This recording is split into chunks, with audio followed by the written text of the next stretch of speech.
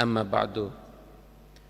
Alhamdulillah, yang saya hormati, yang saya muliakan segenap para habaib.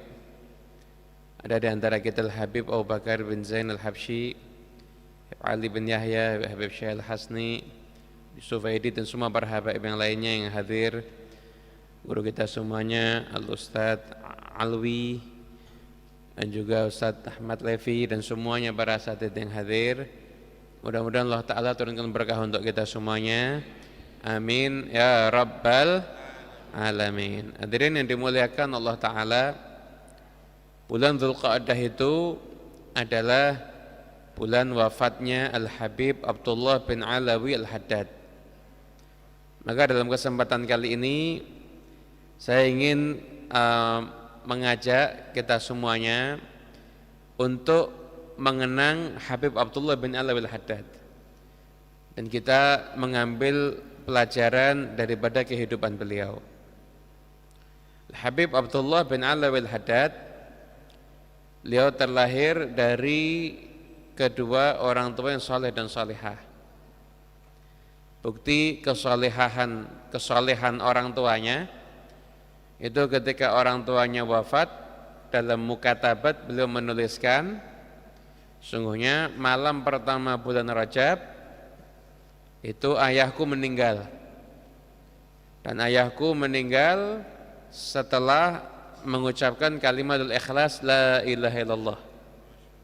Katakan, man kana akhiru kalamihi la ilaha illallah dakhalal jannah. Barang siapa yang akhir ucapannya kalimat tauhid la ilaha illallah, maka akan masuk ke dalam surga. Gitu. Maaf, orang sebelum mati ngucap la ilaha illallah itu sering kita lihat atau jarang kita lihat? Sering apa jarang? Jarang. Kalau saya sering lihat di film biasanya. Di film sering, biasa sutradaranya pinter ya. Dia pinter, belum mati la ilaha illallah dulu. Di film asli ya jarang mungkin. Padahal yang Islam itu banyak. Pengen enggak sebelum mati la ilaha illallah? Hidupnya juga la ilaha illallah. Jangan nunggu tahlilan baru baca zikir la ilaha illallah. Untung kita ini punya para sesepuh yang hebat, masih buat tradisi ngajak orang tahlilan. Bayangin nih, kalau nggak ada tahlilan mungkin orang nggak ada yang baca la ilaha illallah lagi. Untung nih kita masih punya sesepuh-sesepuh yang hebat, yang luar biasa. Jadi membiasakan, ada kalau orang meninggal, ayo buat tahlilannya, diajak anak untuk ingat dan mendoakan orang tua, begitu. Alhamdulillah. Dulu ini kejadian ini di Solo. Dulu ada bapak sama anak ribut. Bapak sama anak ribut. Yang bapak tuh pesen begini, nak, kalau bapak mati nggak usah dibuat tahlilan, cukup doakan bapak setiap habis selesai sholat. Bapak mana ribut, datang ke satu ulama. Ketika itu kata ulamanya, apa ini permasalahannya? Kata si bapak, iya, saya tuh udah pesan sama anak saya, kalau saya mati nggak usah dibuat tahlilan, cukup setiap habis sholat doakan saya.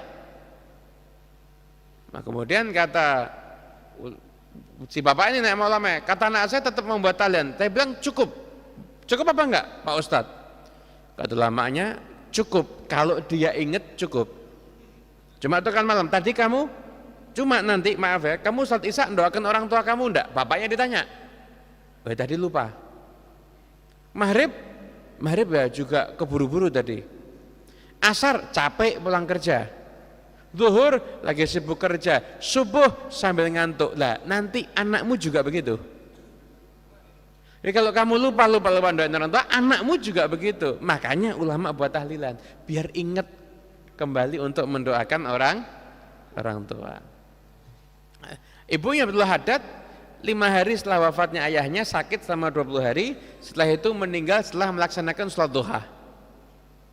Kata beliau, saya bersyukur ayah ibu saya kehilangan, tapi tetap bersyukur. Kenapa?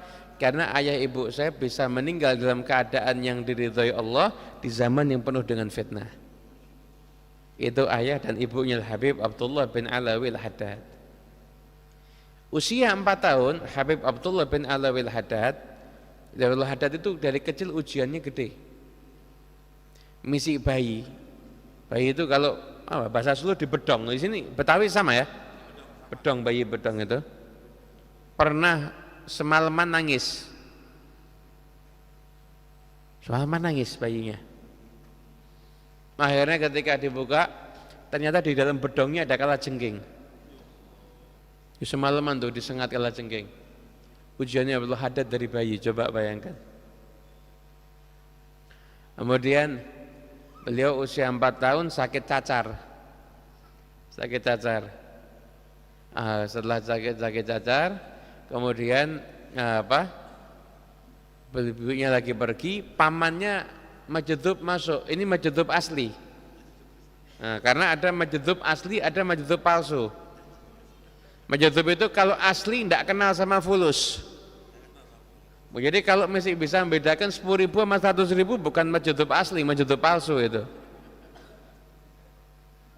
Itu kalau bahasa Arabnya yatajadzab ya. Ini kalau saya nahunya keliru bisa dikoreksi sama Ustaz Levi nanti. Itu bukan majdub asli, majdub palsu itu. Mesti kenal fulus, mesti cari fulus bukan majdub asli. Kasih fulus majdub bukan majdub asli, tidak tahu ini. Lihat anak, kering anak ini, kasih minyak sebadan.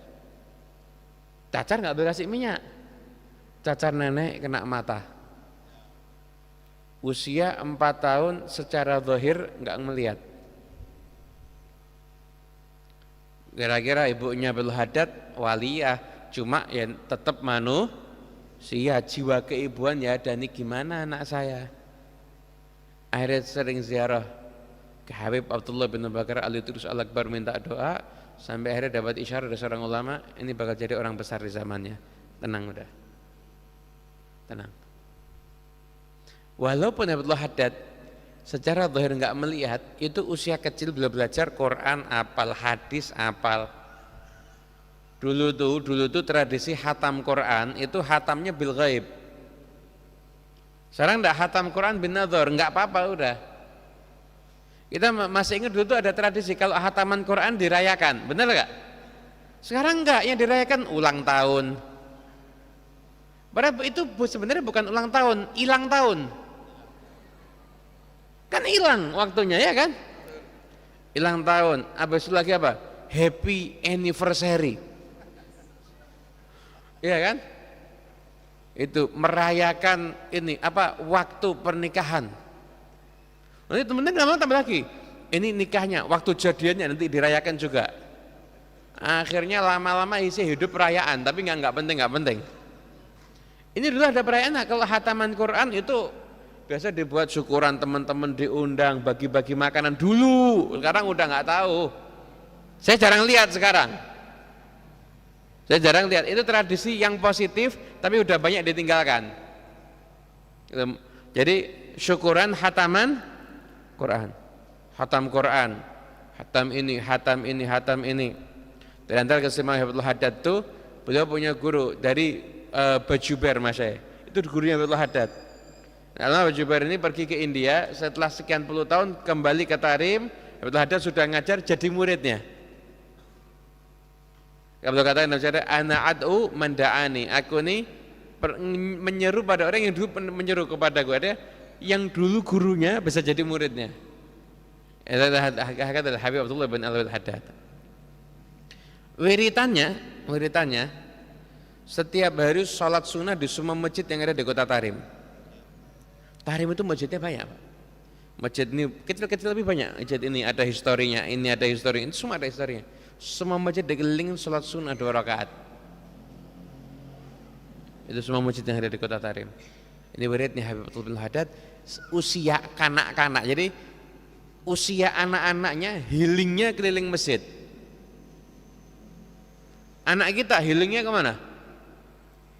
Mall. Mana lagi? Pun binatang, lihat monyet. Takutnya lama-lama jadi mirip takutnya. Agak keseringan. Itu healingnya keliling masjid. Di masjid salat sunnah rakaat, salat sunnah rakaat sampai jadi min kibaril ulama. Abdul Haddad itu dalam kedudukan batinnya beliau itu mencapai derajat wali kutub. Artinya raja wali sezamannya. Raja itu ada berapa?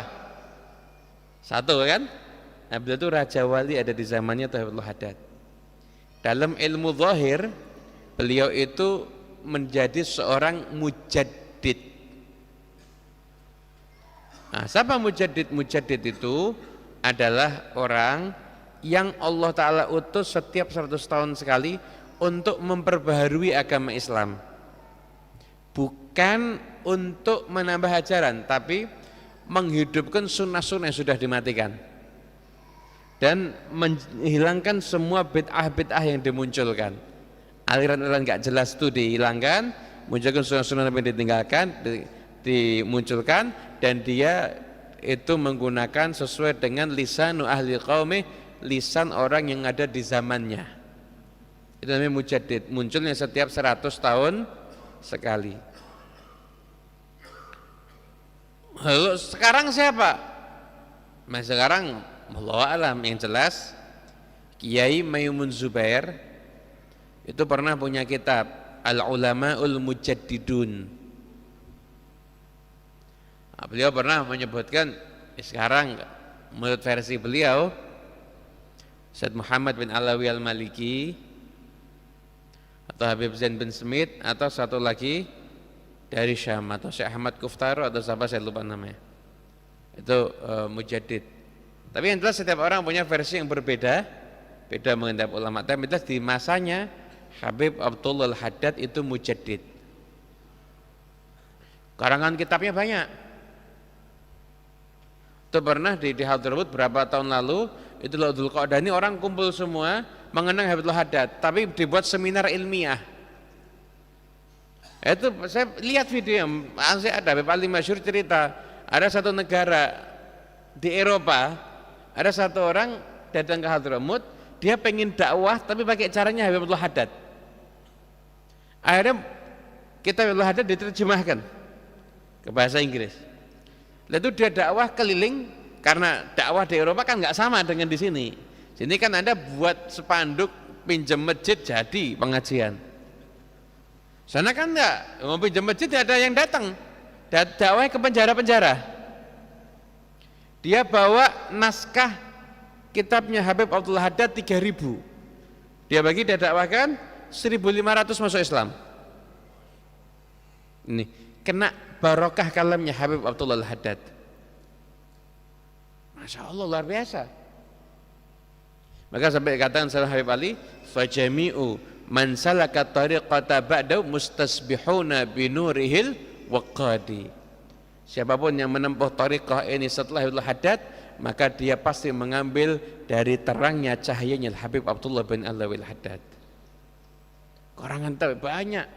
Ada karangan kitabnya Nasaihud Diniyah, ada karangan kitabnya beliau Risalatul Mu'awanah. Ada namanya ulama besar namanya Habib Ahmad bin Hashim Al-Habsyi. Orang luar biasa. Kirim surat ke Abdul Haddad, minta dibuatin risalah. Buatinlah Risalatul Mu'awanah. Lalu ada satu orang murid datang sama gurunya. Guru, anak udah alim. Tolong kasih kitab yang tinggi-tinggi, yang berat-berat buat saya. Mungkin dikira dirinya, dia mungkin mau dikasih kitab Awariful Ma'arifnya As-Suhrawardi, kitab tasawuf yang berat-berat. Udah itu kalau dibaca di sini puyeng semua nanti. Itu kata guru, oh iya dah, baca kitabnya Risalatul Mu'awanah. Muridnya mikir, merasa kok kitab kecil, saya kan udah levelnya tinggi. Ketika lihat muridnya bingung, gurunya ngomong, Risalatul Mu'awanah itu dari siapa? Habib Abdullah Al-Haddad, ya. Arif billah. Buat siapa? Habib Ahmad bin Hashim Al-Habsyi. Arif billah, arif billah. Bayangkan arif billah menulis ke arif billah, kamu anggap kitab kecil, baru sadar, oh iya ini kitab luar biasa. Kalamil Habib Abdullah bin Alawi Haddad. Itu syairnya banyak, muridnya luar biasa. Itu katakan ulama itu biasanya ada yang berkahnya di kitabnya, ada yang berkahnya di muridnya, ada yang berkahnya di syairnya.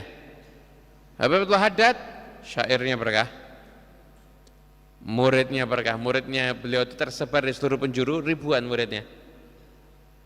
Muridnya berkah, kitabnya berkah, ratibnya berkah, berkah semua. Kitab akidah berkah semua kitabnya Habib Abdullah bin Alawi Haddad. Makanya itu dulu para sesepuh yang dulu itu tiap majlis ada yang dibaca kitabnya Abdullah Haddad. Kenapa? Kitab Abdullah Haddad itu punya satu asar itu kalau orang dibaca itu hatinya tuh kayak ditarik. Kayak ditarik dipindah ke alam yang lainnya. Itu kalau kalamnya Abdullah Haddad dibacakan karena saking ikhlasnya beliau. Itu ada namanya Syekh Abdul Karim Al-Ahsyai,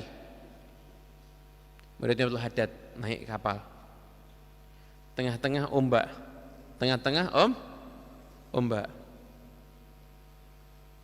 Itu akhirnya bacakan syairnya Habib Abdullah bin Alawi Al-Haddad yang pujian yang tawasul.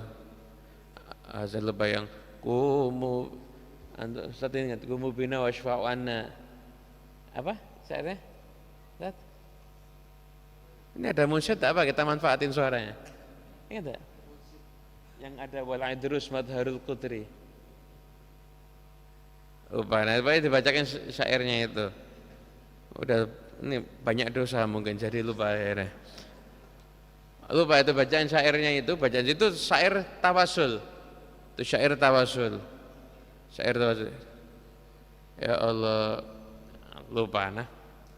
Syair tawasul. Itu kan bacaan itu tidur, bangun, ombak loh ini. Ombak, Anda maaf nih. Anda dikejar anjing, bisa tidur enggak? Ini lebih bahaya daripada dikejar anjing. Kapal udah mau tenggelam ini. Ketiduran, bangun, beres. Setelah tawasul sama Abdul Haddad. Syairnya berkah. Itu Qutbul Irsyad, itu syair isinya ilmu. Abdul Haddad itu kitab Ihya. Abdul Haddad, kesian orang kalau mau belajar kitab Ihya terlalu berat, tebal, dirangkum jadi Nasaih Diniyah. Nasaih Diniyah, masih tebal, dirangkum lagi jadi satu qasidah. Alaika bitaqwallahi fis sirri wal alan. Wa qalbaka nadhifhu minar rijal. Jadi satu syair. Kata hadza ainul Ihya. Ini kitab Ihya intinya di sini. Syair Abdul Haddad. Ratibnya, luar biasa. Ini orang kadang-kadang nggak ngerti. Ratib itu dikira karangan, ratib itu kan karangannya Abdul Haddad. Bukan karangan. Ratib itu hadis-hadis Nabi. Zikir-zikir diracik sama Abdul Haddad.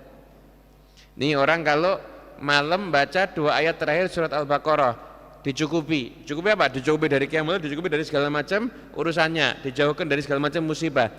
Itu yang Abdul Haddad diracik zikir-zikirnya jadi satu susunan itu namanya ratib. Karena penyusunnya marganya Al-Haddad, kenalnya ratib Al-Haddad, begitu namanya ratib. Anda sekarang gini, kalau Anda sekarang kalau bisa berpikir, saya apa ya zikir-zikir yang mau saya baca yang diajarkan sama Nabi ya tiap pagi dan tiap sore, ngumpulkan sendiri, lihat buka Bukhari, buka Sahih Muslim, buka Sunan Tirmidzi, sempet tak? Sampai mati nggak zikir? Habib Abdullah Haddad peduli, beliau apa semua diracikkan. Yang ngeracik beda, wali. Dari usia 4 tahun matanya nggak pernah dipakai buat maksiat. Kalau kita yang ngeracik beda. Kita lihat TikTok tiap hari. Mulut nggak pernah ngomongin orang. Hati bersih, ngeracik buat umat, cakep enggak? Beda mah kalau kita ngeracik sendiri. Diracikkan ini yang awal, baca ini dulu, selanjutnya ini, zikirnya ini, kemudian ini, seterusnya ini rapi, cakep. Cakep. Jadinya manfaat.